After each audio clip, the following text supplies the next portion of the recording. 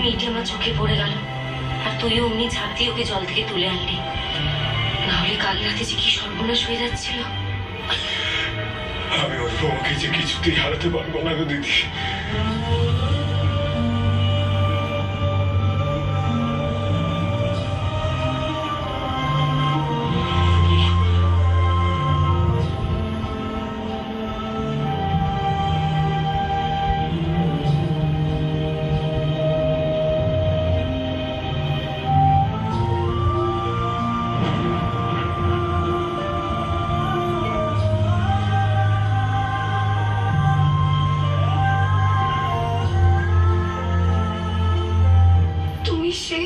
বাঁচালে ললিত।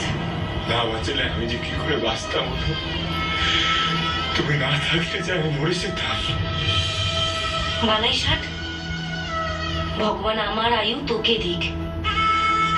আর এই যে অনুপমা, আমি কিন্তু তোমার উপর ভারী অভিমান করে আছি। আমার এই সোনার টুকরো ভাইটিকে তুমি বড্ড কষ্ট দিয়েছ, আর কিন্তু দিও না। ললিত, ও ললিত। সুরেশ, সুরেশ না পুলিশ বাহিনী নিয়ে বাড়ি পুরো ঘিরে ফেলেছে। আর বলছে তুই নাকি অনুকে পুকুর থেকে তুলে জোর করে পাঁচিল টপকে এখানে নিয়ে এসেছিস। কনক, চন্দ্র, লেটেলরা সবাই এসছে। আমার বড় ভয় করছে। আমার আর মাথা কাজ করছে না, হাত পা কাঁপছে। আমি দেখছি মা। না,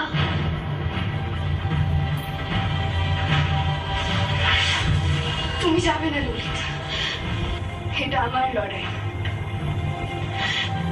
জীবন থেকে একবার পালিয়ে গিয়ে যখন আবার জীবনে ফিরে এসেছি, তখন এই লড়াই আমি লড়ব।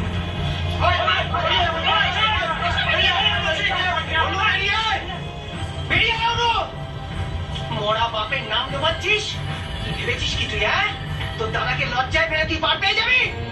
এই তো শিক্ষের নমুনা। বেরিয়ে বংশের মুখে কালি লাগানোই তো শিখেছে তোমার ওই বোন। এসব নাটক নামের বুড়ি।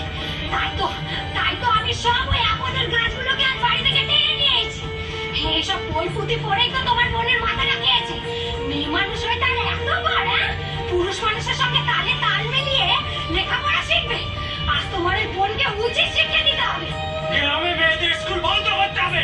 আর ললিতের মুখে কালি মাখিয়ে এই গ্রাম থেকে বের করো। হুকুম নেই কর্তা, পাঠশালা মাটিতে মিশিয়ে দিচ্ছি।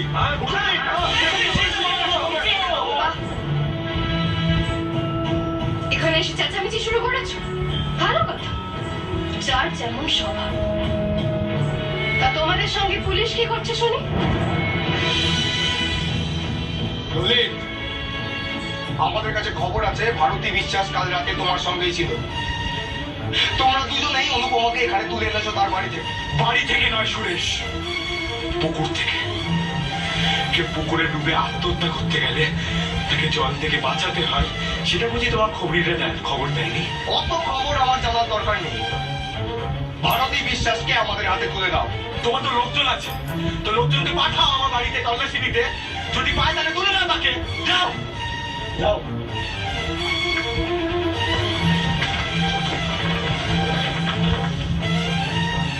অনুপমা, তুমি এসবের থেকে দূরে থাকো। তোমাকে এসবের মধ্যে মানায় না। ললিতের সঙ্গ তোমার জন্য ঠিক না। ওর ব্যবস্থা তো আমি করবো। আর তোমার দাদা বৌদি যাতে তোমাকে কোনোদিন কিছু না বলতে পারে তার ব্যবস্থা আমি করবো। একবার শেষবারের মতো আমার উপর ভরসা করে তুমি দেখো। নিজেকে তুমি কি মনে করো সুরেশ মজুমদার? আমার হৃদয় তোমার মতো একজন কাপুরুষের কাছে আশ্রয় চাই? কখনো না। একসময় আমি তোমায় ভালোবেসেছিলাম, সারা পৃথিবীর সঙ্গে লড়ে গেছিলাম তোমাকে স্বামী হিসেবে গ্রহণ করতে।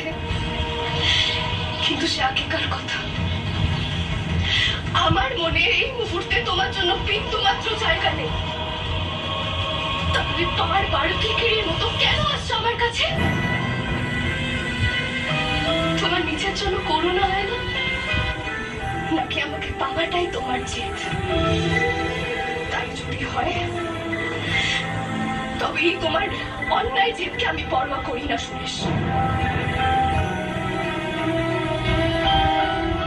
ও তাই বুঝি? তবে ঠিকই বলে শাস্ত্র, স্ত্রী বুদ্ধি প্রয়োগ করি। হাই ললিত, তোমার জীবনে এর আগে অনুপমা তো প্রলয় ডেকে এনেছিল। এবার বুঝি সে নিজেই ভয়ঙ্কর কোনো ভবিষ্যতের মুখোমুখি হতে চায়। অনু, তিনি তো নিজেই নিজের সর্বনাশ ডেকে আনি। আমার যা সর্বনাশ হবার ছিল হয়ে গেছে দাদা। আমি আর কিচ্ছুতে ভয় পাই না। ছি ছি ছি ছি ছি, ছি। তোমার মতো এমন নষ্ট দেমাগী মেয়েদেরকে মেরেই সিধে করতে হয়।